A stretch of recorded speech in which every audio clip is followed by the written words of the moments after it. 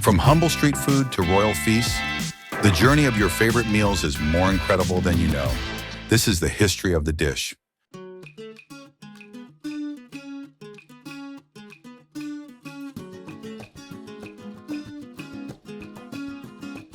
Mofongo is a beloved dish in Puerto Rican cuisine, with roots tracing back to African, Taino, and Spanish influences.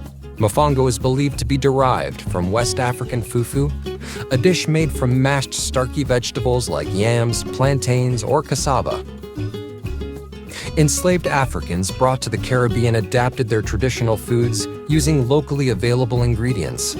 The Taino people, the indigenous inhabitants of Puerto Rico, used wooden mortars and pestles pylones to mash foods, a technique later adopted for making mofongo. The Spanish introduced plantains originally from Southeast Asia to the Caribbean in the 16th century.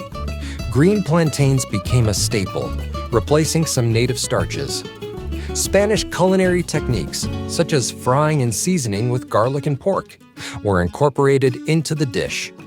Mofongo, as it's known today, likely developed in 19th century Puerto Rico, combining African mashing techniques, Taino tools, and Spanish flavors.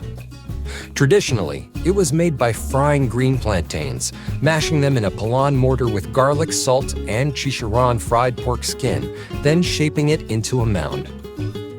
Over time, variations emerged, including additions like shrimp, chicken, or crab, and serving it with broth or sauce. Today, mofongo is a national dish of Puerto Rico and is enjoyed in different forms across the island and in Dominican cuisine, where it's called mangu when made with boiled plantains. Mofongo represents Puerto Rico's cultural fusion, African, Taino, and Spanish, and remains a symbol of Puerto Rican identity. It is a must-try for visitors and a comfort food for locals.